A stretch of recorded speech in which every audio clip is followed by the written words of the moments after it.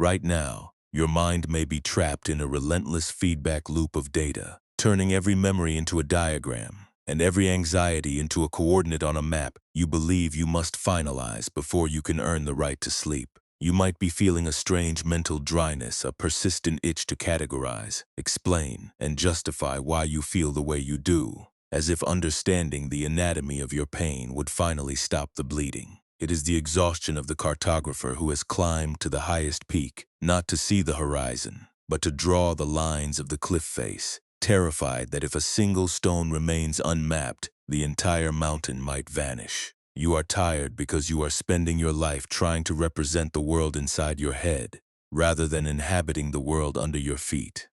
You are lying in your space tonight, perhaps with the room dimly lit, the air cool and still, holding the faint, clean scent of dry parchment, or perhaps just the quiet, neutral smell of a room that has been undisturbed for hours. The texture of the surface beneath you feels substantial, like the solid, unmoving earth, entirely indifferent to the frantic lines you have been drawing in your mind. Outside, the world moves without a schedule, the shadows shifting across the curtains, the wind brushing against the glass, all of it existing perfectly well without being labeled, titled, or organized into a sequence. Here is this sanctuary. There is no need for your astrolabe. You do not need to calculate your position or verify the safety of your route. You are not a traveler lost in the dark. You are a person who has finally stopped walking. You are not broken because your mind insists on creating these internal charts. Nor is it a failure that you feel the need to understand your own suffering. This is simply a habit of the mind, a way of trying to impose order on a life that is, by its very nature, a wide, unmapped wilderness. Tonight, we will not force your mind to become silent. We will simply learn how to set down the map. We will not try to defeat your overthinking. We will learn how to stand in the territory itself, where the stars shine whether or not you have assigned them a name. You are safe enough to soften. You are safe enough to let the ink dry, to fold the charts, and to stop being the one who dictates the direction of the wind.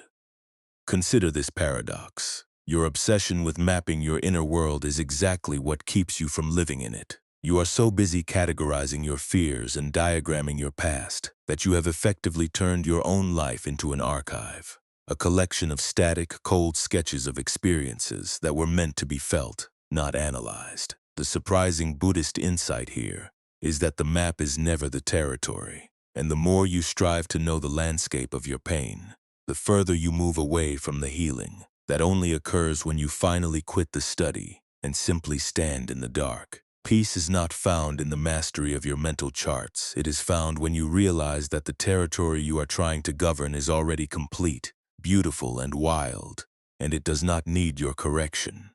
Maybe you have felt this too. The moment you finally find the reason for a worry or the label for an old hurt, only to find that the relief lasts for a heartbeat before the mind demands another map, another explanation, another line drawn in the sand. You are trapped in the belief that if you could just get the diagram right, if you could just find the perfect geometric shape for your anxiety, you would finally be safe. But the diagram is just another layer of distance.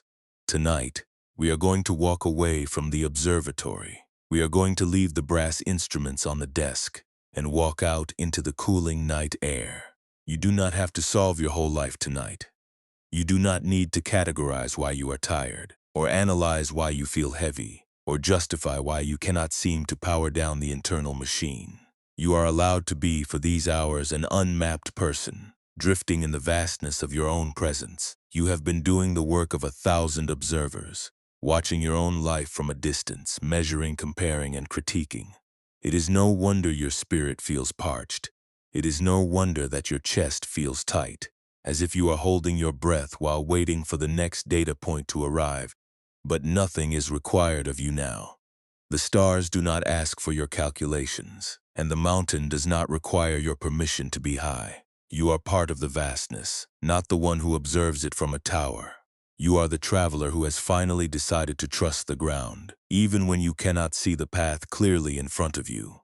In the moments ahead, we will follow the story of a monk who spent his life mapping the sky, only to find that he was blind to the very ground that was holding him. We will explore how his reliance on his tools became the very thing that made him a stranger to his own life. But for now, just let the sensation of the room come to you. Notice the weight of the air, the gentle, rhythmic rising and falling of your breath, and the way the darkness seems to wrap around you like an old, familiar blanket. You are not required to be a scholar of your own history. You are only required to be a human being, resting. If it feels right, notice the way your body wants to let go. Maybe your hands, which have been holding the invisible pen of your thoughts, can finally rest, palms open, feeling the cool, empty space of the bed. Maybe your feet, which have been treading the mental path toward tomorrow, can finally go heavy, sinking deep into the mattress. You are not abandoning your responsibilities. You are simply acknowledging that for this time, the observatory is closed. The maps are being rolled up. The ink is being cleared away. There is only the soft, deep, and utterly welcoming silence of the night. You are safe enough to stop. You are safe enough to let the complex diagrams of your identity dissolve. You are safe enough to be unmeasured. You do not need to know where you are on the map because you are already where you need to be. Here, in the stillness, in the safety of your own breath, and in the presence of a night that asks for no explanations. You have traveled far in your mind today, dear friend. You have climbed peaks of worry and crossed plains of regret. But here, in this quiet, you have finally arrived at the foot of the mountain, where the air is still and the map is no longer needed. Just breathe, just feel, and let the rest come to you. In a high-altitude mountain pass, where the air was thin and the light of the stars seemed close enough to touch, there lived a monk whose life was dedicated to the craft of the night. He was the village's celestial cartographer, a man who spent every clear evening perched on a granite ledge, holding a brass astrolabe toward the sky. He was obsessed with naming, measuring, and recording the movement of the stars. He believed with a quiet, frantic devotion that if he could only complete the perfect map of the heavens, he would understand the hidden order of the world, and in that understanding, he would finally secure his own safety from the unpredictable chaos of life. His hut was filled with scrolls of heavy yellowed parchment. Every inch was covered in ink lines, geometric angles, and meticulous notes. His hands were often stained with soot and ink, and his back was perpetually arched, shaped by years of leaning over desks to refine his diagrams. He was not a man of leisure, he was a man of intense intellectual labor. He felt that if he missed one subtle shift in the position of a constellation, he might lose the grip he had on the stability of his own existence. One autumn night, the atmosphere was unusually crisp, the sky a deep, bruised violet. The monk was at his desk, peering through a small glass lens, trying to calculate the trajectory of a distant, faint star. He was frustrated, his breath coming in jagged hitches, his mind racing with the fear that he was losing track of a cluster he had spent months trying to classify. He felt a sudden, sharp tightness in his chest, a symptom of his own over-alertness as he struggled to fit the vast, glowing expanse above him into the rigid, ink-drawn boundaries of his map. He did not hear the sound of soft, leather sandals approaching on the gravel path. He only realized someone was there when a shadow fell across his parchment.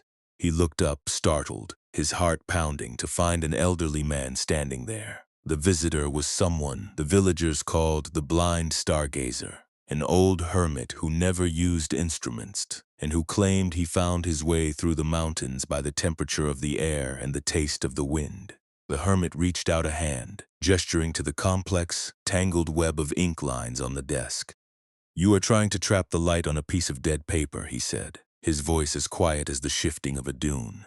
"Why do you work so hard to make the heavens stand still?" The monk felt a surge of defensive anxiety, his fingers clutching the cold brass edge of the astrolabe.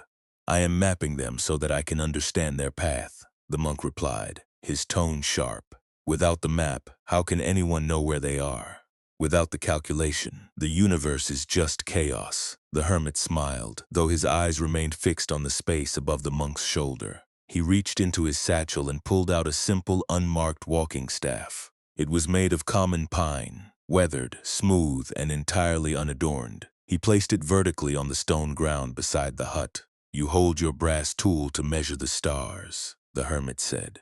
"But you have forgotten the staff. You look for direction in the light above, but you have no idea where you are standing on the earth below. The hermit asked him a single, disarming question. If you were to lose your map tonight, would you cease to exist? Or would the world simply become a place you are allowed to walk through again? The monk stared at the staff. It cast a long, simple shadow on the ground, a thin line that changed its shape as the moon slowly crossed the sky. The hermit reached out and tapped the staff, not to measure it but to feel its stability. Your map is a representation of the sky, but it is not the sky. Your worry is a representation of your life, but it is not your life. You are so busy categorizing the patterns that you have become a stranger to the silence that holds them. The monk looked down at his own hands. They were trembling. He realized with a terrifying sudden clarity that his entire identity had become bound up in the map. He was not a human being living a life. He was an analyst, documenting an existence he was terrified to actually experience. He looked at the ink on his fingers, the smudge of black that represented hours of anxious, intellectual striving. It suddenly looked less like wisdom and more like a barrier he had built between himself and the very universe he claimed to love. He did not reply. He could not. The monk simply sat there, the brass astrolabe resting heavy and cold in his lap. The hermit did not wait for an answer. He turned and walked away into the darkness, his footsteps light, his path guided by something far more fundamental than a map. He did not need to know the name of the constellations to know where he was going. He was walking in the dark, and he was entirely at peace. The monk watched him disappear. He looked back at his desk, at the endless complex diagrams, the grids, the annotations, the years of effort spent trying to cage the infinite. He felt a strange cold sensation, the loosening of a knot he hadn't known was tied. He took the brass astrolabe, the tool that had been his constant companion for 20 years, and placed it on the floor. He didn't break it. He didn't hate it. He simply set it aside. He walked out of the hut and into the open night. He stood under the vast, unmeasured expanse, the stars pulsating above him like the beating of a distant heart. For the first time, he did not try to find the constellations he had spent his life naming. He did not try to project his map onto the sky. He simply stood there, feeling the coolness of the air on his skin, the texture of the rock beneath his feet, and the rhythmic, steady pulse of his own life in the dark. The terror that had been his constant shadow, the fear that if he stopped mapping he would be lost did not vanish, but it shifted. It became smaller, manageable. It became just another feeling like the wind or the cold. He realized that the ground beneath him did not care about his diagrams. It was solid, it was supportive, and it was sufficient. He was not a map maker anymore. He was just a person, breathing in the dark, finally, for the first time, standing in the territory he had spent his life trying to document. He walked over to the pine staff the hermit had left behind and touched it. It was real, it was warm. It was an object of experience, not an instrument of calculation. He leaned his weight against it and felt the earth push back, meeting him with a strength that didn't require any verification. He looked at the vastness above, felt the peace within, and allowed himself to be entirely, perfectly, and wonderfully lost. This is the shift the mind so desperately craves. You have been trying to map your own suffering so that you can navigate around it, thinking that if you just understand the anatomy of your pain, you will be safe. But the map is not the territory. Your thoughts about your life are not your life. The act of documenting your anxiety, of dissecting your past, and of rehearsing your future is a tool, a brass astrolabe that you have mistaken for your own soul. You do not need to solve the geography of your own heart to be allowed to dwell within it. You are the one who is standing in the dark, and you are far more solid, far more enduring, and far more connected to the truth than any mental diagram you could ever hope to construct. This story is not suggesting that you should lack concern for the trajectory of your life, nor does it ask you to become indifferent to the history you carry. It is not a call to become cold or to turn away from the very real challenges of your own lineage. It is showing us something much quieter and perhaps more vital for your peace of mind. The cartographer's suffering did not begin because he studied the stars or because he cared about the safety of those traveling through the mountains. His suffering began the moment he decided that the map was the only thing standing between order and catastrophe, and that he alone was responsible for keeping the cosmos aligned on a piece of vellum. He had conflated his identity with his documentation.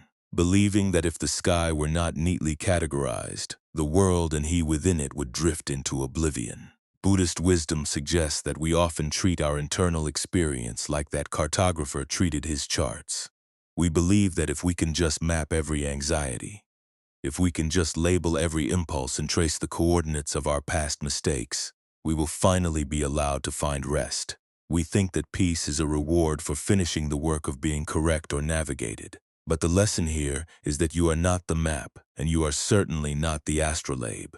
You are the territory itself, the vast, wild, and unmapped reality that remains long after the ink has faded and the parchment has crumbled. Think about how often you have felt that same internal demand to diagram a feeling before you can allow yourself to experience it. When you feel a surge of sadness or a sudden, unexplained fear, do you not reach for that mental compass, desperate to find the origin point, to name the cause, and to plot the safest route to a different emotion? This is what we call the second wound. The first wound is simply the life that happens, the uncertainty, the inherited shadows, the exhaustion, or the feeling of being lost. But the second wound is the judgment we layer on top of it. It is the part of the mind that says, I must explain this, or I must analyze why I am this way so that I can fix it. That secondary layer of analysis is what keeps you awake when the house is quiet. It is what makes your chest tight and your breath shallow. The cartographer was not tired because the stars were hard to track. He was tired because he was fighting the darkness. He was fighting the very nature of the night, which is designed to be deep, unplottable, and mysterious. When you try to force your inner life to be a static, predictable grid, you are essentially trying to stop the sky from moving or the wind from blowing through the trees. True wisdom is realizing that the urgency you feel to solve your inner state is often just a form of fear wearing the mask of intelligence. You fear that if you stop mapping, if you stop charting your symptoms and your shortcomings, you will be seen as drifting, aimless, or insufficient. But the hermit's unmarked walking staff was a reminder that the earth already possessed a stability you could never calculate on your own. By leaning on the staff, he did not create a path, he simply trusted the one that was already there. He allowed the path to carry him, rather than forcing his own orientation upon it. This is what it means to let go, a phrase often used but rarely felt in its fullness. Letting go does not mean you abandon your desire for clarity or your need for growth. It means you stop turning your inquiry into a weapon against your own peace. When you hold a map too tightly, if you grip the edges until your knuckles turn white, your muscles ache, and you lose the ability to see the horizon, you become so focused on the lines you have drawn that you forget the world itself. In the same way, when you grip the idea of how you should be feeling, you lose the ability to actually feel your life. You are so busy checking your coordinates against the past that you cannot inhabit the present moment. Mindfulness is not the act of forcing your mind to be empty, like a blank, white page. It is the ability to stand under the open sky and watch your thoughts, watch your anxieties, and watch your fears, without feeling the need to transcribe them. It is the choice to look at the dark spaces in your own experience and say, yes, this is here, and it is part of the territory. Compassion in this context is the strength required to meet your own suffering without adding a second wound. It is looking at your mental restlessness, your need for answers, or your fear of being lost. And instead of saying, I must analyze this right now, you say, I see that you are searching. You have been holding the compass for a long time. It is all right to set it down. This is not resignation. It is a profound, grounded form of courage. It takes more strength to sit with the unmapped nature of your life than it does to keep running in circles, trying to diagram a landscape that is constantly shifting under your feet. Notice how the tension shifts when you stop trying to navigate your own existence. You are not a scientific experiment. You are not a case study that needs to be solved. You are a process, fluid and moving, changing with the darkness just as the mountain changes with the hours of the night.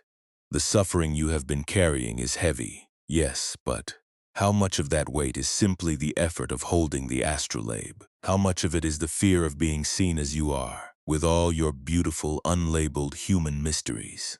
You do not need to solve the geography of your soul tonight. The stars will still be there tomorrow, and that is not a disaster, it is simply the nature of the night.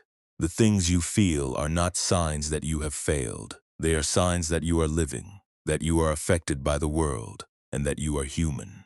When we allow ourselves to be unmapped, we finally make space for something else to enter, not more data, not more planning, but a profound, resonant peace that comes from finally knowing you are safe, regardless of what the charts might say. As you listen to these words, consider the possibility that your mind is not a nuisance to be corrected.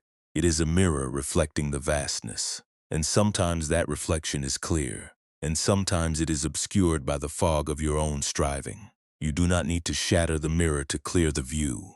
You only need to stop trying to force it to show you a version of yourself that is already perfect, already solved, and already arrived. Tonight, we are going to explore how to sit in the presence of that mirror, how to notice the fog without calling it a defect, and how to find the quiet space between the definitions. You are already in the right place to begin this, not because you have done anything to earn it, but because the space is already yours. It has always been yours. You are simply remembering how to dwell in it, without the constant need to draw borders or name every shadow. There is a deep, ancient comfort in realizing you are allowed to be, just as you are, in this moment of deep, gathering silence. If it feels right, allow your awareness to rest within the space of your own body, not as an observer checking for faults, but as a person finally sitting down after a long, arduous journey. You do not need to alter your posture or adjust your breathing. The body knows how to settle into the quiet if you simply grant it permission to do so. Perhaps you can feel the contact of your limbs against the sheets, a heavy, grounded sensation that connects you to the safety of this room. Let your awareness flow downward, from the crown of your head to the soles of your feet, letting each muscle acknowledge the presence of the night. There is no need for your muscles to hold a shape. No need to remain alert, no need to protect anything. Take a slow, gentle breath, noticing the cool air as it enters your nostrils and the subtle warmth as it leaves. There is nothing to achieve in this moment. You are not practicing to become better at peace. You are practicing to be present with the person who is already here. Tired and searching, if it feels right, bring to your mind a single thought, one that has been recurring today, that feels like a line being drawn on your internal map. Perhaps it is a worry about a decision you haven't made, or the memory of a conversation that felt jagged, or an anticipation of tomorrow that feels like a cliff you must navigate. You do not need to fight this thought, and you certainly do not need to rewrite it. Simply name it, as if you were looking at a star and observing its color. You might silently whisper, "This is the sound of the brass astrolabe," or "This is the feeling of checking the coordinates." You are not the map maker anymore. You are simply noticing that a line has been drawn. What happens if you look at that line, see the effort involved in creating it, and then choose to do nothing with it? Imagine the brass astrolabe, the heavy, complex tool of your intellect, sitting on a table beside you. It is crafted with such care, such precision. Yet it is currently unused. It is simply an object, like a stone or a piece of wood. The thought you are holding is like a star you have tried to trap within the instrument. What would it feel like to release the star back into the vast, unmeasured night? If it feels right, visualize yourself setting the astrolabe down. Let your hands be empty, resting softly in your lap, no longer tasked with holding the weight of your own orientation. There is no need to know where you are on the map. There is no need to verify your position. The darkness around you is not a place to be feared. It is the natural resting state of the world when the sun goes down. Notice how, as you stop trying to calculate your coordinates, the mind begins to loosen its grip on the definitions it has created. You are not a set of labels, nor are you a history of navigated errors. You are the space where the night, the breathing, and the thoughts occur, all at once, without hierarchy. If you find that your mind reaches for the astrolabe again, if you feel the familiar pull to categorize or fix, acknowledge that impulse with kindness. It is a very old, very tired part of you that thinks it is protecting you from being lost. You might say to it, "I see you. You are trying to help me feel safe then." With a soft exhale, let that impulse drift away. You are not abandoning your safety. You are discovering that you are already safe, even in the parts of your life that remain uncharted. What if you allowed yourself to be, just for these moments, a person who does not have an answer? What if you leaned into the sensation of not knowing, not as a failure, but as a rest? Feel the weight of your body pressing into the bed, sinking into the soft, unmapped reality of the present. You do not need to know the name of the wind that is blowing outside. You do not need to know how the stars are aligned. You only need to know that you are breathing, that you are warm, and that you are here. Even noticing that your mind is wandering is a form of profound rest.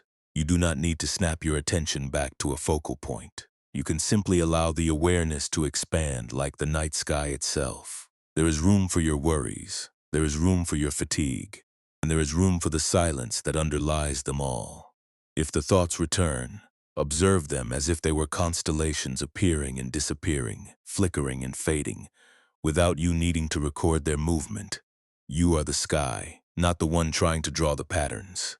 If it feels right, place one hand over your heart. Feel the warmth of your own palm against your chest. This is the only coordinate that matters tonight, the steady, rhythmic beat of a heart that has navigated so many days, so many challenges, and so many miles of mental terrain. It does not need a map to find its way. It is already doing exactly what it was designed to do. It is sustaining your life, breath by breath, beat by beat, in the dark, without any input from your analysis. You might notice that as you stop reaching for the tools of measurement, the room around you feels a little more spacious.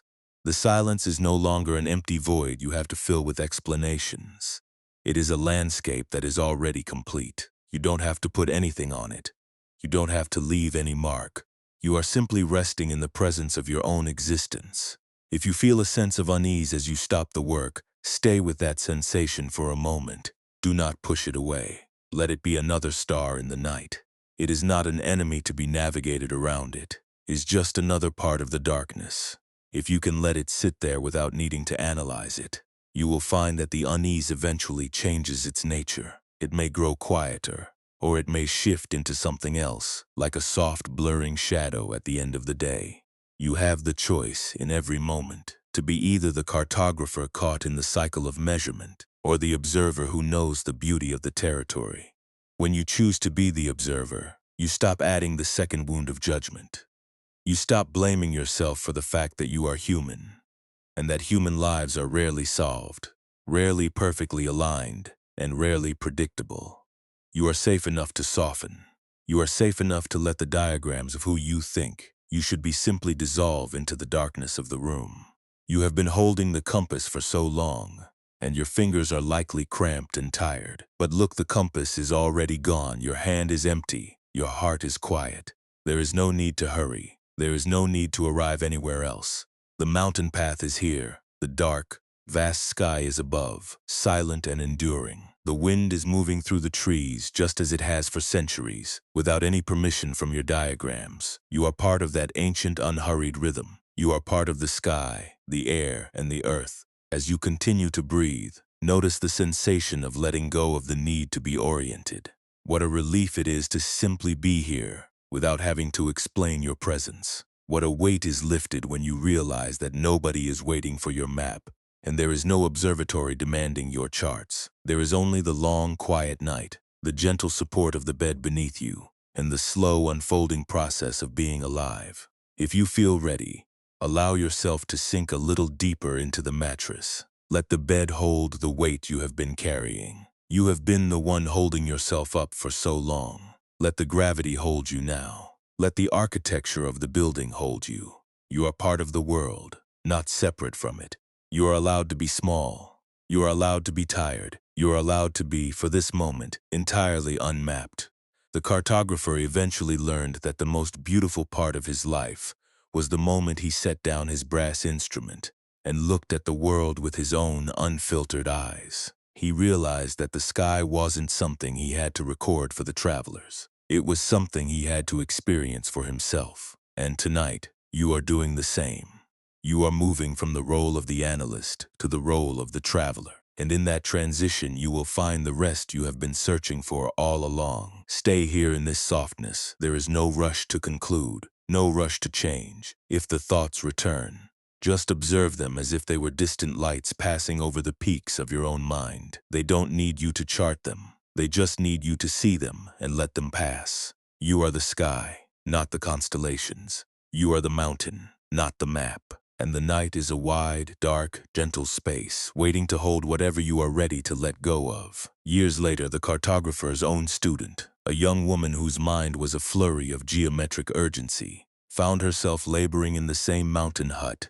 She was burdened by the heavy, inherited legacy of her own family's intellectual pride, a long line of scholars who measured their worth by the precision of their findings. She had arrived at the pass carrying a collection of ancient, intricate sextants that had belonged to her grandfather. Tools, she believed, were the only things protecting her from being lost. Like her teacher before her, she spent her days obsessing over the exact curvature of the Earth's horizon as it appeared from their peak, convinced that if she could just calculate the definitive line, she would finally be immune to the instability of the world below. She was not merely observing, she was performing a mental exorcism.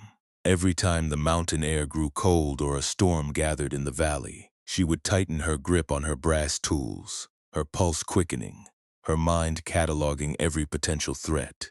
She felt that the chaos of the weather was a personal critique of her work. If the stars didn't align according to her charts, she interpreted it as a failure of her own character. She was so terrified of being unnavigated that she had ceased to actually look at the night. She was trapped in a perpetual loop of checking, erasing, and redrawing the lines of her own existence. The retired cartographer, now an old man who spent his days sitting by the hut's small hearth, watched her. He did not give her maps to follow.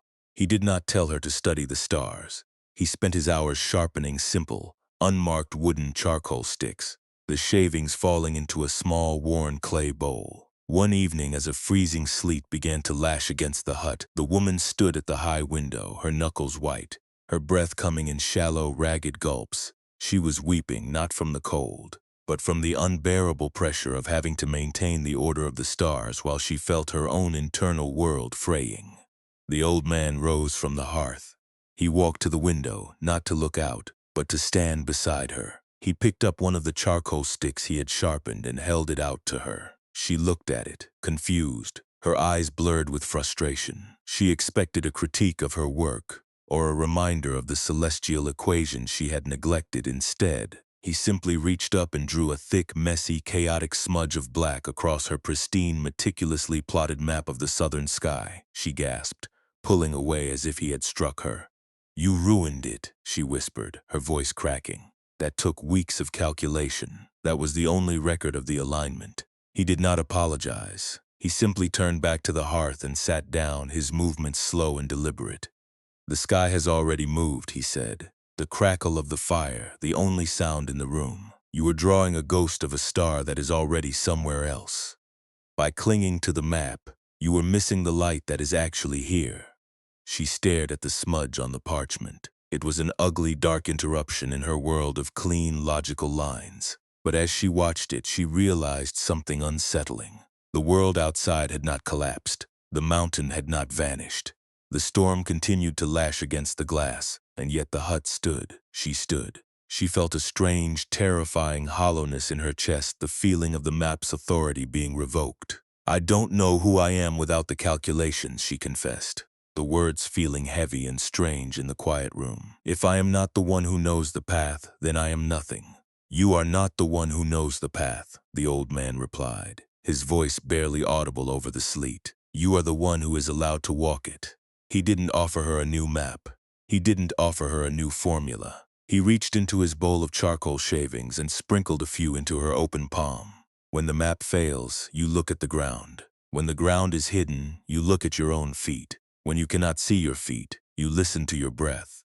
That is the only navigation you will ever need." She looked down at the charcoal dust in her hand. It was messy, tactile, and completely unplottable. For the first time in her life, she didn't try to measure it. She simply closed her fingers around it.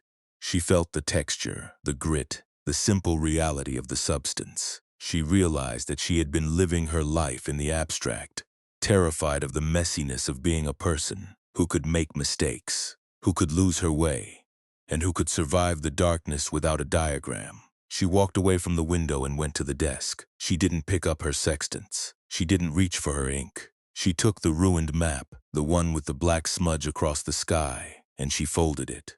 She folded it once, then twice, then 3 times, until it was just a small, insignificant square of paper. She didn't throw it in the fire. She just placed it in the back of the drawer. She chose in that moment the subtle discipline of doing nothing. She sat down by the hearth not to analyze the storm, but to listen to it. She felt the fear, the familiar, sharp panic that usually drove her to the desk, and instead of obeying it, she let it sit in her lap, unwanted and unnavigated. She didn't pretend it wasn't there. She didn't pretend she wasn't afraid. She just sat. And as she sat, the trembling in her hands began to fade, replaced by a deep, hollow, yet stable sensation, the feeling of a person finally arriving at their own house. The transformation was not that she became a master of the stars. It was that she became a friend to the night. She learned that she could be lost and still be whole. She could have no map and still be safe. It was a subtle shift, a quiet realignment of her own internal axis, but it changed everything. She began to live her life as a journey through a landscape, rather than as a performance for an audience of charts. When she eventually returned to her life in the village, she did not abandon her interest in the heavens, but she never again held a tool to measure them. She learned to look up and simply receive the light, allowing the stars to exist in their own perfect, chaotic, and uncaptured beauty. She was no longer the girl who had to explain the universe. She was the woman who was finally allowed to be a part of it. This is the beauty of stopping the struggle. You have been holding your own version of the brass astrolabe, convinced that if you could just map the trajectory of your own worries, you could outmaneuver the night. But your life is not a trajectory to be plotted.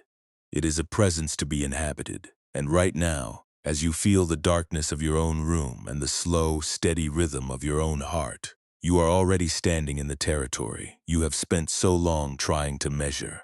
You don't need a coordinate to be here. You don't need a label to be enough. You are the one who is living, and that is a far greater thing than being the one who is documenting. Let the maps go. Let the ink dry. You are home. The scholar's obsessive need to calculate the horizon, to ensure every line was drawn with scientific precision, is a mirror for the way your own mind attempts to secure its safety through the machinery of analysis. You have likely spent much of your life in a state of high-frequency cognitive vigilance, operating under the quiet, persistent assumption that if you could only map the trajectory of your own anxieties, you could finally navigate around them without getting hurt. This is the mechanism of resistance. You believe that if you stop measuring the world, or if you stop cataloging your internal responses to it, you are abandoning your post. But this state of constant, intellectualized watchfulness is not a sanctuary. It is a form of exile. By rehearsing the future or dissecting the past, you bring the potential chaos of yesterday and tomorrow into the sanctuary of the present, effectively turning the quiet room of your own soul into a noisy, crowded, and stressful observatory. This is the central irony of our suffering. We believe that by obsessively turning our pain over in the mind, we are engaging in a process of transformation, when in reality, we are often just turning the pain into a permanent landmark. You have learned to define yourself by your capacity to worry, by your ability to foresee the next storm, or by your history of trying to outthink your own unhappiness. When you identify so completely with this analytical process, when you take your tendency to overmap and sew it into the very fabric of who you are, you create a character that is defined by its own struggles rather than by its own presence. It feels safer to be a person who is constantly working on themselves through the lens of mental critique than to be a person who is simply resting in the vast, unmeasured mystery of being alive. Buddhist wisdom reminds us that we must learn to distinguish between the first pain, the unavoidable reality of being human, the challenges we inherit, the losses we endure, and the moments of disorientation that come with living, and the second pain, which is the layer of interpretation our mind adds to that reality. The first pain is a force of nature, like the storm that lashes against the windows. It is real, it is heavy, and it is a part of the landscape. But the second pain is the brass sextant you press against your own chest, looking for the angle of your own failure. It is the self-judgment, the frantic need for approval, the shame that insists you are fundamentally broken because you feel the way you do, and the internal voice that demands you draw the perfect map before you are allowed to sleep. You cannot always control the first pain. Life will bring its own challenges, its own currents, and its own rough weather. But you can learn to stop feeding the second pain. You can learn to set the tools down. When you notice your mind beginning to spiral into a frantic attempt to understand why you feel heavy, or why you cannot seem to move past a particular worry, you are essentially reaching for the sextant again. You are taking a neutral, quiet moment and filling it with the noise of your own measurement. You are trying to plot the coordinates of your peace, when peace is not a place to be found on a grid. The wisdom of the cartographer is not that he stopped making maps, but that he stopped trying to be the one who had to hold the sky in place with his pen. He realized that the stars would move, the weather would shift, and the world would turn, whether or not he had recorded it correctly. This is the shift in relationship we are seeking, not the absence of difficulty, but a fundamental change in how we stand in the presence of it. Many of us go through our days wearing our intellect like a heavy, lead-lined coat, convinced that if we take it off, we will be vulnerable to the same storms that haunted our families or our pasts. We are so afraid of the uncertainty of the night that we prefer the familiar, sharp ache of our own overthinking to the vast, open potential of simply not knowing what comes next. We crave validation from our own mental accomplishments, believing that if we can just understand our own anatomy of suffering, we will be transformed. But understanding is not the same as healing. You cannot map your way out of a feeling, you can only breathe your way through it. This is why Buddhist practice emphasizes the middle way, not the path of naive passivity, but the path of the traveler who knows that the map is a useful tool for a journey, but it is a terrible place to build a home. When you stop trying to fix your own humanity through the vehicle of mental analysis, something profound begins to shift. You stop being the cartographer who is terrified of the smudge on the parchment, and you start being the person who can look at the smudge and recognize it as part of the night. You become a person who can experience fear without being owned by it. You become a person who can remember the past without trying to relive it through a series of tactical diagrams. And most importantly, you become a person who can rest because you have finally stopped believing that the integrity of the universe depends on your ability to hold your breath and calculate the darkness. This is not a cold state of detachment, nor is it a sign that you have become unfeeling. It is a warm, deeply human state of acceptance. It is the recognition that the world is vast, that it carries the echoes of 1,000 stars, and that you are allowed to stand in the middle of that flow and not be swept away by the need to categorize it. You are solid. You are rooted. You are more than the sum of the logical traps that keep you awake in the middle of the night. You have the capacity to choose a different relationship with your own complexity. You don't have to turn every feeling into an investigation. You can treat your own inner life as a conversation, as a song, as a wind that passes through the canyon of your being and leaves you standing, firmer than you were before. But this requires the subtle, persistent discipline of noticing when you have reached for the sextant. When you feel that familiar, tight demand that you explain or solve a situation, just stop. You don't have to act. You don't have to solve it. Just stop. Breathe and feel the weight of your own body against the surface beneath you. Return your awareness to the present moment, to the simple, unadorned fact of your own existence. This is the practice. It is not about reaching a destination where you never feel anxious again. It is about reaching a place where you are no longer at war with your own heart. And that place is not somewhere far off in the future, constructed by your intellectual diagrams. That place is right here, beneath the noise, in the quiet, solid reality of your own body. Notice how the air in the room feels a little softer now, as if the boundaries of your own concern have started to lose their rigidity. You are doing something very deep tonight. You are dismantling the observatory of your own worry, instrument by instrument, map by map, and finding that you are not falling, you are simply arriving. You are arriving at a place where you can finally stop acting as the judge of your own experience. The diagrams of the past are just diagrams, and the anxieties of the future are just possibilities. But this moment, this breath, this weight, this is real. This is your life, and it is safe to be here. It is safe to stop trying to earn your place in the world by the strength of your analysis. You already have a place. You already belong, and the night is here to remind you that you are allowed to rest. You might wonder how this wisdom, born on a high-altitude mountain pass, can survive the friction of your everyday life. It is easy to find clarity in the stillness of the night, but the real practice begins tomorrow, in the sudden interruptions and the small, familiar pressures that make you feel as though you must be something other than you are. The wisdom of the cartographer is not meant to be kept in a temple or a hut. It is meant to walk with you through the grocery store, into the office, and into the spaces where you feel most vulnerable. Consider those moments when you are lying awake at night, your phone glowing in the dark, refreshing a feed, or waiting for a message that you hope will provide some sense of certainty. In those moments, you are essentially back in the observatory, frantically tapping the glass of your astrolabe, desperate to find a coordinate that will tell you everything is going to be okay. You are not waiting for a text. You are waiting for a sign that your existence is valid. But the anxiety you feel while waiting is just the echo of your own need to measure. It is the sound of you trying to keep the stars from moving, trying to force the current of your life to be static. Next time you find yourself gripped by that need to check and recheck, pause for one heartbeat. Notice the tension in your hands as you hold the device. You are not required to put the phone away forever, but you are invited to recognize that you are currently trying to chart the sky.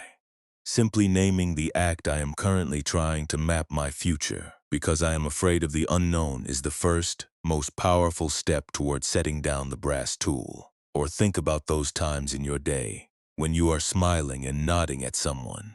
Even though inside you feel exhausted, fragmented, or heavy, you feel as though you are obligated to maintain the image of the person who has it all figured out, the one who is constantly making progress on their internal map. You fear that if you show the slightest tremor, the entire diagram will be seen as flawed, and others will see you as you fear you are unfinished, unsure, or lost. But consider the freedom of acknowledging, just to yourself, that you are currently a traveler who does not know the way. When you stop pretending, you do not lose your integrity. You gain a profound, quiet strength. You can care deeply about the people in your life without having to grip the sextant so tightly that your own palms ache. You can listen, you can respond, and you can participate without the constant, draining labor of bracing yourself against the unpredictability of every interaction. When you make a mistake, and you will, because you are human, notice if your first instinct is to immediately reach for the charcoal of self-judgment. We are taught that shame is a useful tool, that if we smudge our own internal maps enough, we will somehow learn to be better. But shame is not a cartographer, it is a fog. It does not help you navigate. It just keeps you trapped in the same loop of replaying what you should have done differently. The next time a mistake triggers that spiral of self-reproach, remember the monk. Remind yourself, this is not a sign of failure. This is simply the sound of the world changing. You do not need to rewrite your history to prove you are worthy. You do not need to hide your past. You only need to see it, accept that it exists as part of the terrain you have already crossed, and continue with the work of living. The pressure to be ahead in life is perhaps the most persistent illusion of all. We compare our internal sense of confusion to the external display of someone else's life, and we conclude that we are failing to keep pace. But you are not behind. You are not on a track that requires you to reach a specific coordinate by a certain hour. You are a person walking in the dark, and your path is your own. Every season has its purpose. Your current season of feeling heavy or uncertain, or simply tired, is not an interruption of your life. It is a vital part of the landscape. To fight it is to fight the nature of your own existence. You may also find yourself trying to control the people around you, your partner, your children, your colleagues, because you fear that if they do not behave in a predictable way, the map of your life will be ruined. This is a common, understandable response to the fear of uncertainty. But you are not the director of their journey. You are not even the director of your own journey in the way you imagine. You are a participant, a witness, a presence. When you stop trying to manage the outcome of every interaction, you open the door to genuine connection. You allow the other person to be a mystery, and you allow yourself to be a person who can hold that mystery without needing to solve it. Even in the smallest actions, Like the moment before you answer an email or respond to a difficult question, there is an opening for this wisdom. Most of our suffering comes from the impulsive, automatic way we react to the world, based on the fear that if we are not quick or perfect or correct, we will be vulnerable. Taking a single, conscious breath before you react is a form of profound discipline. It is a way of setting the astrolabe on the stone floor. That one breath creates a space where you can choose, rather than just repeat the old, tired patterns of your own mental charts. It is the difference between being a slave to the need to be certain and being a person who is intentionally participating in their own life. You do not need to earn your rest by being perfect, and you do not need to prove your worth by ensuring your internal maps are perfectly clean.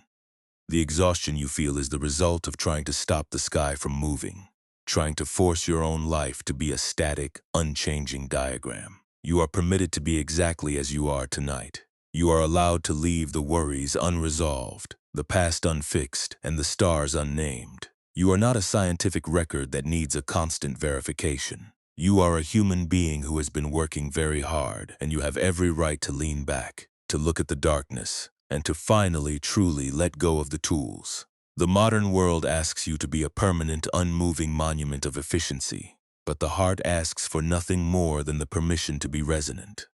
You can be disciplined in your work, you can be caring toward others, and you can be mindful of your own growth, all without having to hold your breath to keep the observatory quiet.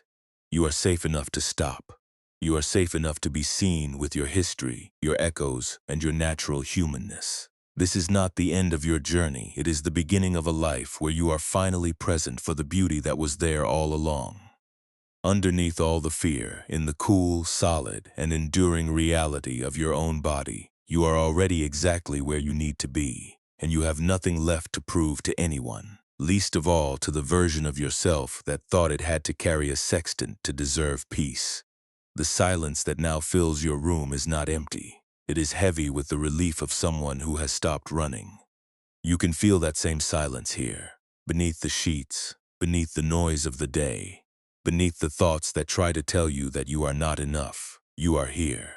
You are exactly as you are, and that is enough. You don't have to carry the weight of those who came before you. You don't have to map the gaps of their lives with your own suffering.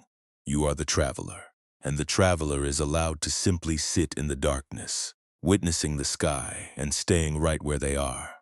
The vast, unmeasured night has settled into the corners of your room, wrapping the world in a darkness that no longer feels like a place to be feared, but a sanctuary to be inhabited. The sky above, the one you spent so much energy trying to diagram, is moving in its slow, celestial arc, untethered by your charts and indifferent to your measurements. You can feel the mountain beneath you, the solid, unmoving granite of the earth that supported the traveler, the monk, and the cartographer alike. And now it is here to support you. Let the heavy brass instruments of your intellect, the sextants, the astrolabes, the ink-stained pens slip from your hands, not because they were wrong, but because they have finally served their purpose. You do not need to know your exact coordinates to be exactly where you are meant to be. Your body is growing heavier now, sinking into the soft, welcoming depths of the mattress, as if you were returning to the ground after a long vertical climb. Every muscle, once pulled tight by the expectation of having to navigate the storm, is unraveling. Feel the heat of the day cooling. Feel the tight lines of your face smoothing out. And let the breath move through you not as a labor, but as a tide. You are not the map maker anymore. You are simply the one who is breathing, the one who is resting, the one who is finally, blissfully unnavigated. The silence in the room is deepening, turning from a quiet pause into a vast oceanic stillness. You can hear the rhythm of your own heart, slow and steady, beating like a quiet drum in the center of the dark. It is the only tempo that matters now. There is no urgency to reach a new destination, no need to verify your progress, and no requirement to prove that you have understood the terrain. You are simply a person, lying in the dark, allowed to exist without definition. The constellations of your thoughts, the anxieties, the plans, the regrets are drifting out of view, growing dimmer, moving further toward the horizon until they are nothing but faint, distant sparks that no longer demand your attention. Let the teaching of the unmarked staff rest in the marrow of your bones. You do not need to build the path. You only need to trust the earth that holds your feet. You do not need to calculate the weather. You only need to feel the air on your skin. You have spent so long standing in the observatory, peering through the glass, trying to capture the light. But tonight, you are being invited to step out onto the porch and simply look up. You don't need to know the name of a single star to be warmed by the light. You don't need to define the darkness to be held by it. You are enough, just as you are, unmapped and perfectly, profoundly present. As you drift closer to the edge of sleep, feel the way the boundaries of your own concern are blurring. The sharp, geometric lines of your self-critique are dissolving, turning back into the soft, fluid, and welcoming darkness of the night. You are not a scientific record of your past mistakes, and you are not a diagram of your future fears. You are a living, breathing, resting human being, and the earth is offering you a place to lay your head. Let the weight of the day fall away. Let the need to analyze the meaning of your own tiredness fall away. You have traveled far enough. You have carried the heavy tools of your intellect through enough long, weary hours. The observatory is closed. The charts are folded away. You are safe. The night is a wide, dark, gentle space that asks nothing of you, expects nothing from you, and offers you everything you have been looking for: the simple, unadorned peace of being someone who has finally stopped running. Your breath is quiet, your heart is slow, and the world is holding you steady. There is no rush to wake, no rush to be anyone other than the person lying here, drifting, fading, and letting go. Let the last bits of tension leave your fingers. Let the last flicker of mental activity dissolve into the vast, silent field of the night. When you wake, the sun will rise on a world that is already turning, and you will find your own way, not because you have a map, but because you will know how to walk the path with a soft and open heart. But for now, just drift. Let the darkness take you. Let the stillness hold you. And let the quiet, unmapped landscape of your own peace surround you completely. You have come to the end of the climb, and there is nothing left to do but to close your eyes. Breathe into the deep, welcoming silence. And finally, truly, let the world spin without your help. If the peace you have been searching for was never a destination to be reached, but the quiet space that remained once you finally stopped asking the stars to name you, how much of your life is already, in this very moment, completely whole?